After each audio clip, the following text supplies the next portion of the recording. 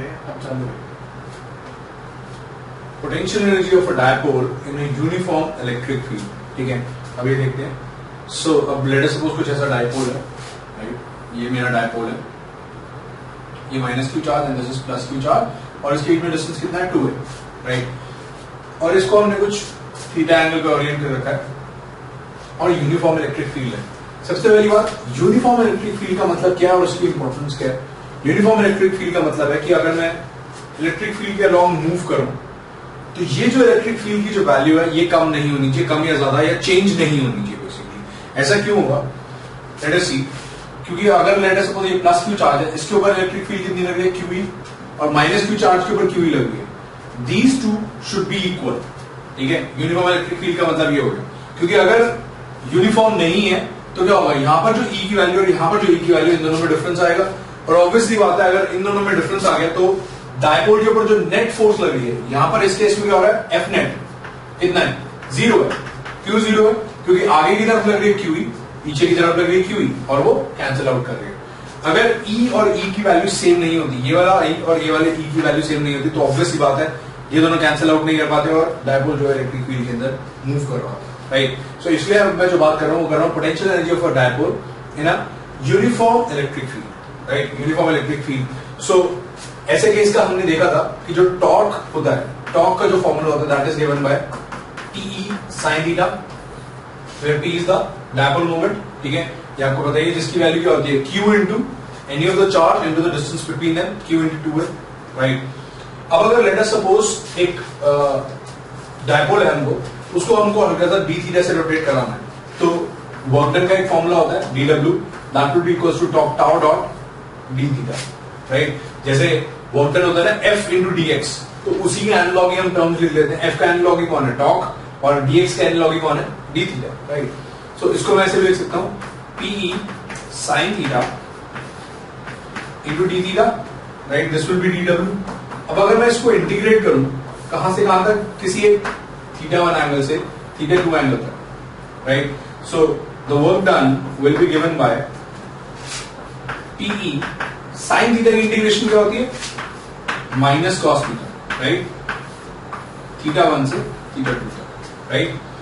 सो जिसकी वैल्यू क्या आ जाएगी, θ1 पहले यहां पर क्या आएगा, PE into cos θ1 minus cos θ2, ठीक है।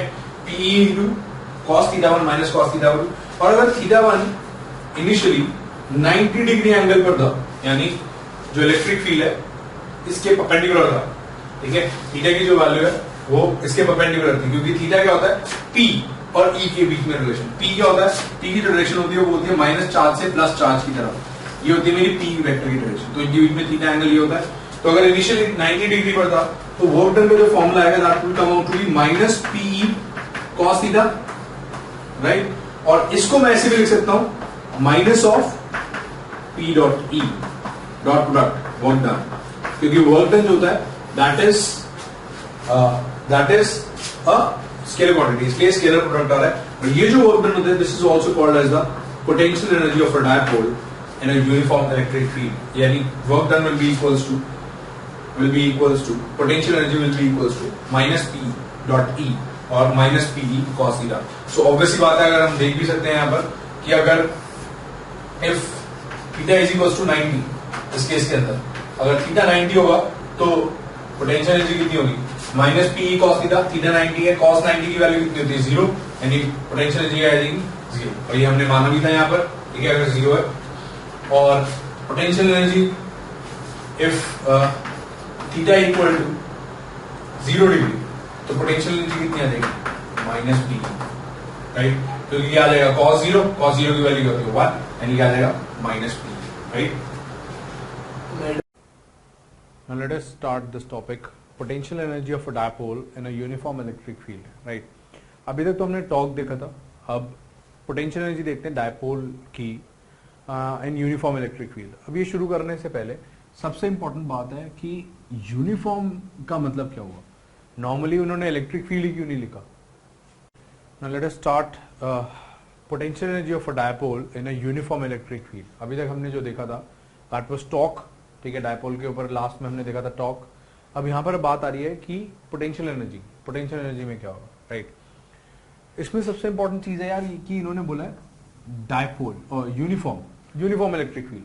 तो नॉर्मल इलेक्ट्रिक फील्ड में और यूनिफॉर्म इलेक्ट्रिक फील्ड में डिफरेंस क्या होता है? जो यूनिफॉर्म इलेक्ट्रिक फील्ड होती है इसका मतलब होता है यहां पर जो फोर्स लग रही है दैट इज क्यू, ठीक है, और यहां पर जो फोर्स लग रही है पीछे की तरफ लगेगी माइनस क्यू है, so this will also be equals to Q. Uniform electric field का मतलब होता है कि अगर मैं इलेक्ट्रिक फील्ड के अलोंग मूव करूं, ठीक है, अगर मैं यूनिफॉर्म इलेक्ट्रिक फील्ड के अलोंग मूव करूं तो इलेक्ट्रिक फील्ड की वैल्यू चेंज नहीं होनी चाहिए, ठीक है।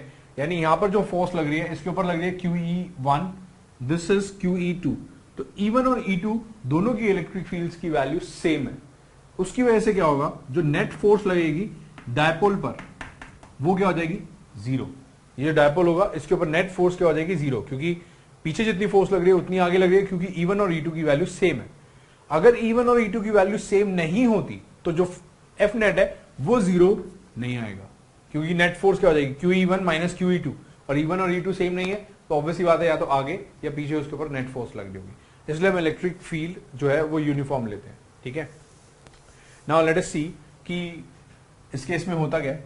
अभी तक हमने जो टॉर्क का फॉर्मूला देखा that was equals to what, PE sin theta, ये फॉर्मूला देखा था PE sin थीटा। अब वर्क डन जो होता है उसका एक फॉर्मूला होता है, ये हमने देखा हुआ है कि F डॉट dx होता है, ठीक है। सिमिलरली अगर मैं टॉर्क की टर्म्स में वर्क डन निकालना चाहूं, सो क्या आ सकता है, एक फॉर्मूला हमने रोटेशन में भी पढ़ा था क्लास 11th के अंदर, जो कि होता है फोर्स का एनालॉगी क्या है, टॉर्क, dx का एनालॉगी क्या आएगा, d theta, tau dot d theta, this is also dw, ठीक है। तो यहां पर हम वैल्यूज डाल देते हैं तो ये क्या आएगा, PE sin theta into d theta, और इसको आप इंटीग्रेट कर दो, तो इंटीग्रेट करेंगे तो क्या आ जाएगा, वर्क डन का फॉर्मूला आ जाएगा which will come out to be, इसको करेंगे फ्रॉम θ1 से θ2, किसी एक पर्टिकुलर एंगल से दूसरे एंगल तक, so this will be equals to PE into minus cos theta, θ1 से θ2 तक, ठीक है।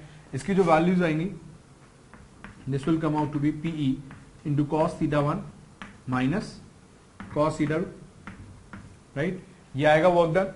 Now this work done will also be equal to the potential energy of the system और this dipole, right?